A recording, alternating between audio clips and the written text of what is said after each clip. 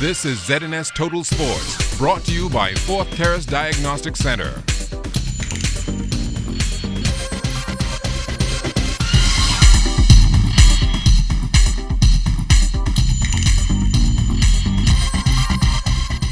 This is ZNS Total Sports, brought to you by Fourth Terrace Diagnostic Center.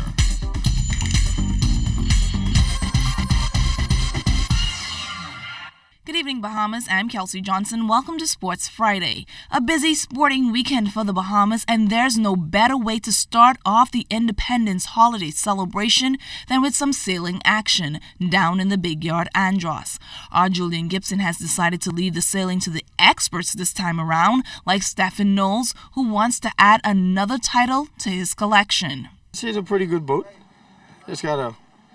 She needs fine-tuning. It takes a long time to get them boats ready to sail. Now you need a good captain and a good crew. You don't just jump on them boats and win like that. It ain't as easy as that. The ref say you got a young man from Long Island as a skipper. Your guys from Long Island could sail, so he probably could make the necessary adjustments. Well, I would hope so. I wish him luck. I hope he does well. It's good for the sport. The legend just came out in Long Island. She's here. Thunderbird. She's new, back in the racing. So that's a good thing. 2 new A classes in a matter of a month and a half speaks well for the sport and its growth. We come to support Andros and try to do our best. So that's all we can do.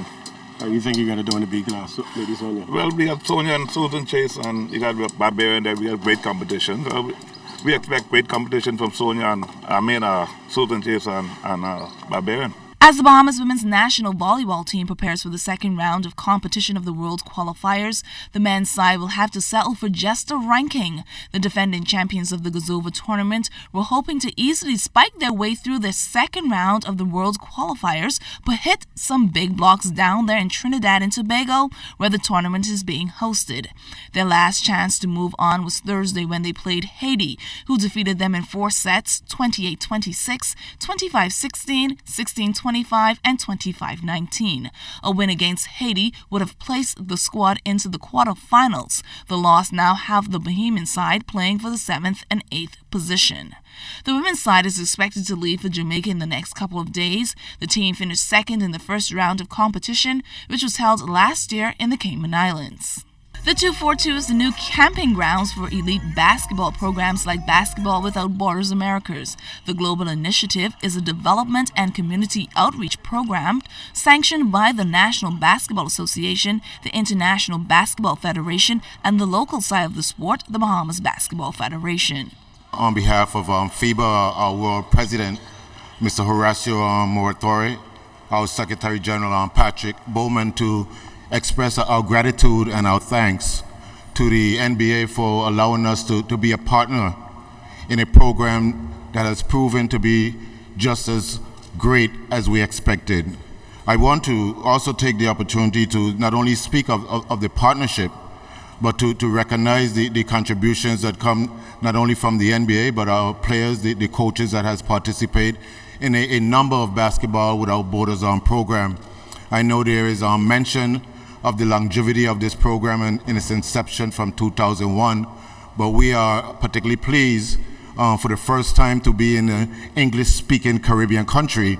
Sticking with basketball, training has intensified for the women's national basketball squad, which is expected to head to competition in the next couple of weeks.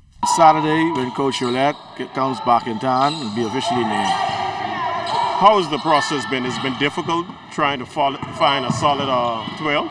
It has been very, very difficult. Some girls already made commitments, FIBA came out with the date and time so late. And then, some girls can't leave school. So we've really been battling to get girls to come out, just have some bodies to practice with. But hopefully everybody should be here tomorrow and Saturday, and we should have a good enough team to go away with and compete. Is the talent really there? Yeah, well, this is a group of young girls. Some of these girls still in high school, some just came out of school. We got a basic core of 5, 6 that can play the game. But when the rest comes from college, if they do, then we should be all right. But to win at that level, you could need more than what you got here. Oh, most definitely. We will need more than what we have here, unless we go there and beat David kill Goliath. The men will hold court a little later on, and President of the Bahamas Basketball Federation, Charles Softly Robbins, knows that it's not going to be an easy task. Everybody went up, and when you went up, that means we won 2 last year. So I think this year we should at least be in the mix now. Every time you go up, you start meeting those 7-footers. Only the Bahamas stopped growing. I don't know what happened, but when you go to Puerto Rico, they're going to grow. When you go to the Dominican Republic, they're going to grow. Our biggest test this summer is going to be our senior women and our senior men. Our senior men is really going to get a test because they are up at the big times. We're going to be playing some really good national tournaments, and it's going to tell whether or not we can make it to the Olympics or not. And the only problem with that is it's going to be sometime in November where we wouldn't be able to get our big players, such as Buddy, home, but I'm sure that an NCAA Division I player. So we're going to have to use as much players as we possibly can around the city and those who are playing in fever at this time. That's going to be our only problem. Our senior girls, they're always going to be good. They're always going to be good. So I'm looking for our senior girls to make it to the Olympics again, like I always tell you, before the senior men. Switching gears now, we move over to tennis. The IITF Junkanoo Bowl tennis tournament concluded on Thursday. The Grade 4 tournament was a smashing success as junior players from around the world were here in the 242 to compete. I'm sure you guys had a lot of tough matches. The weather wasn't the easiest. I think it got as high as maybe 94 degrees, and you guys made it look easy. I was tired just watching in the shade, just to be honest. So, I'm really glad that you guys came. You guys represented well, and everybody fought and participated their countries well. So I just want to thank you all for coming to our tournament. And finally, in sports, if you were one of many wondering where some of our elite Olympic athletes are and what they're doing now that they have officially retired from competition, well, Debbie Ferguson McKenzie reveals her secret and gives us a sneak peek into her daily schedule. Well, you know how I go. At the end of the day, I do what I have to do and doesn't want to be seen getting it done. But for the meantime, just been coaching.